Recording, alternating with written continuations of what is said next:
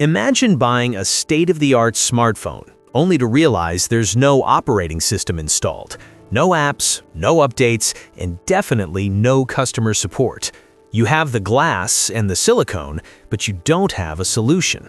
This is the exact dilemma currently facing dozens of nations, from Southeast Asia to the Gulf of Guinea. They bought into the made-in-China military dream, sleek drones, heavy armor, and sophisticated missiles, delivered at a fraction of the price of Western gear and with no strings attached. But as the 2026 defense landscape shifts, those no strings are starting to look more like no support.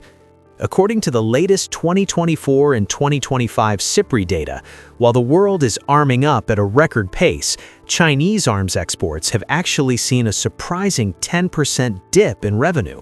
For a country that was supposed to be the arsenal of the global South, something is going fundamentally wrong. From a U.S. defense planning perspective, this isn't just about a drop in sales, it's a reveal. It reveals a structural flaw in how Beijing projects power. They are exporting hardware, but they are failing to export a doctrine. Today, we're looking at the as-is arsenal.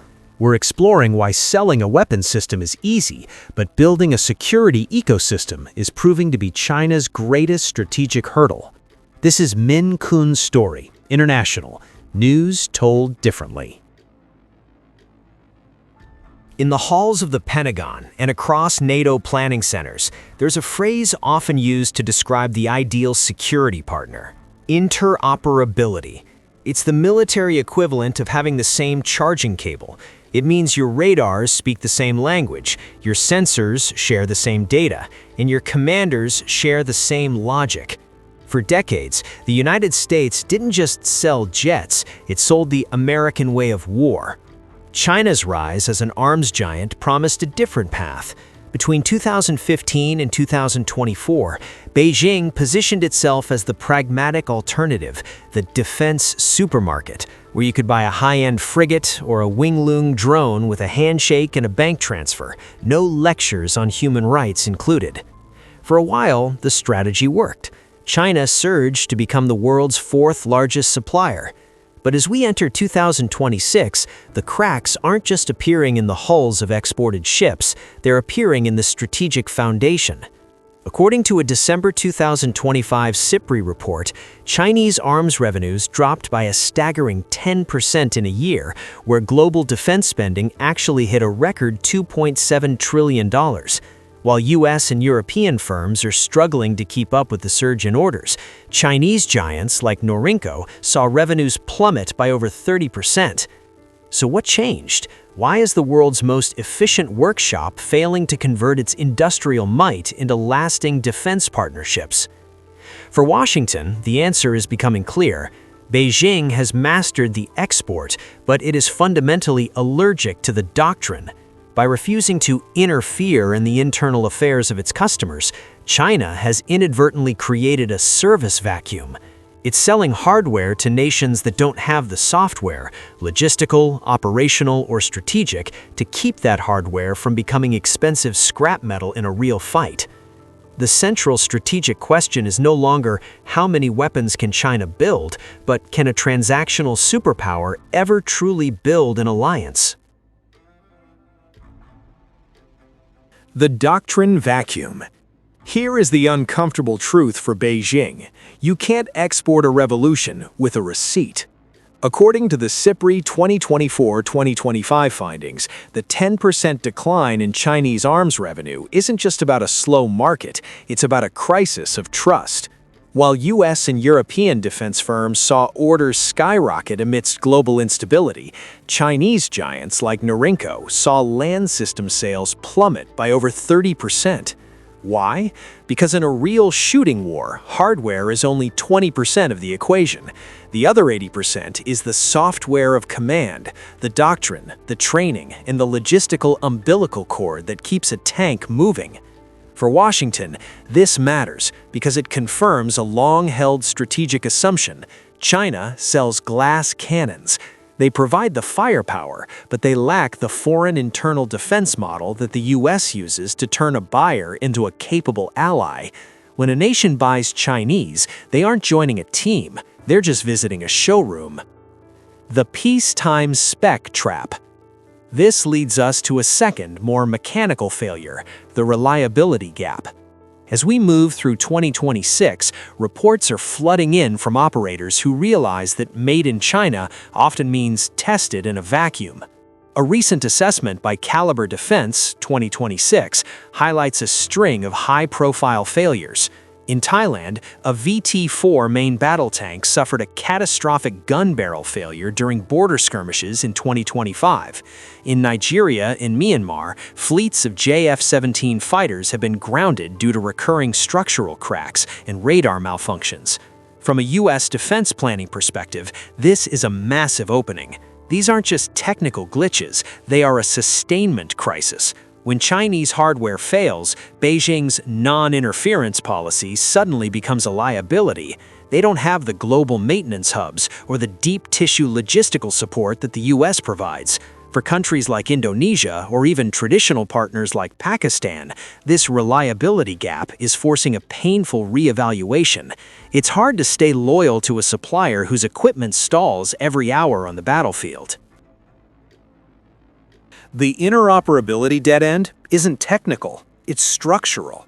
The 2026 U.S. National Defense Strategy, NDS, has shifted its focus. While it emphasizes strength, not confrontation, it places a heavy premium on interoperability. For Beijing, the no-strings-attached sales model was a feature, but it has become a bug. By not demanding that buyers integrate their C2 systems with China's, Beijing has failed to create the deep tissue dependencies that define the US-led alliance system. According to a 2025 CSIS analysis, Chinese exports are essentially islands of capability. They don't talk to each other, and they don't talk to Beijing.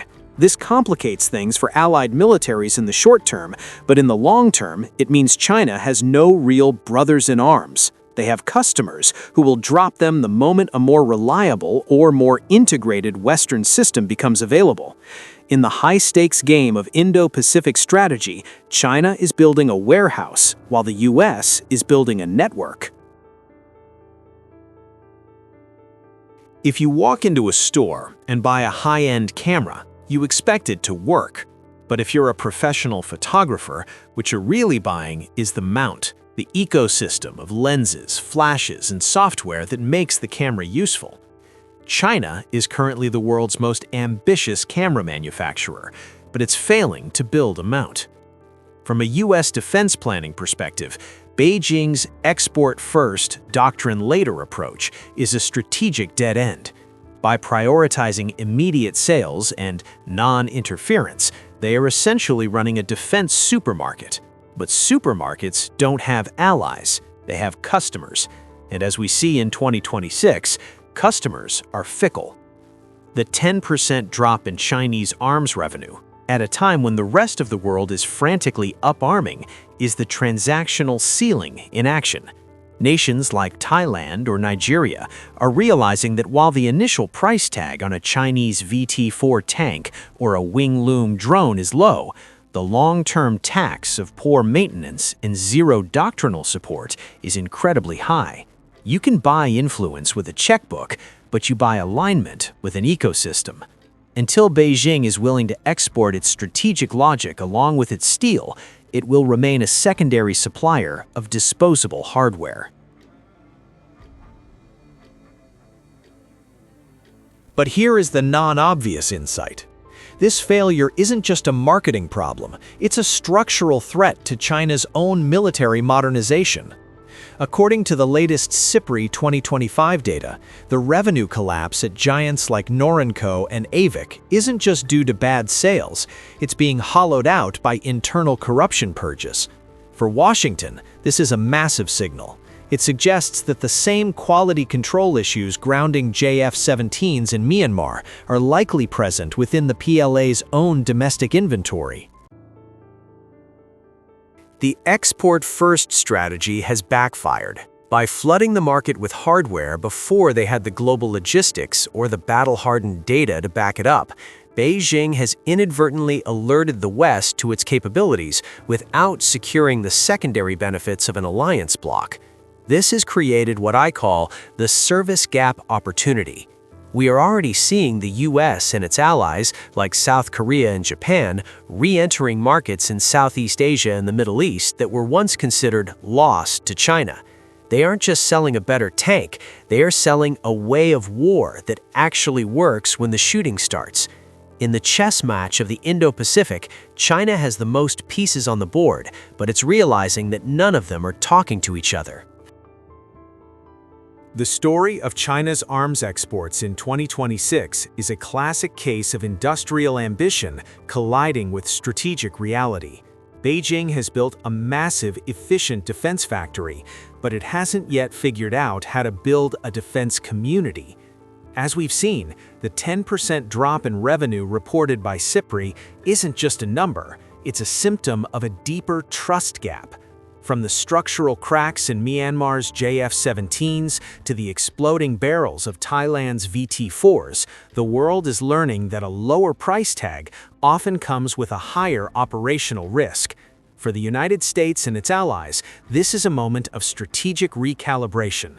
Washington is realizing that its greatest competitive advantage isn't just the F-35 or the Patriot missile, it's the software of alliance, the training, the logistics, and the shared way of war that turns hardware into a shield. China's export-first, doctrine-later model has hit its transactional ceiling. You can sell a weapon to a customer, but you only secure a partner when you provide the system that makes that weapon matter. Until Beijing is willing to move beyond being a global defense supermarket and start acting as a security architect, its dreams of global military influence will remain grounded. But what do you think? Can China fix its service gap before its customers return to Western suppliers? Or is the Made in China military brand permanently damaged? Let me know your thoughts in the comments. If you found this analysis insightful, don't forget to like and subscribe to Minh Quan Story International. We don't just read the headlines, we interpret the decisions. I'm your host, and I'll see you in the next strategic deep dive.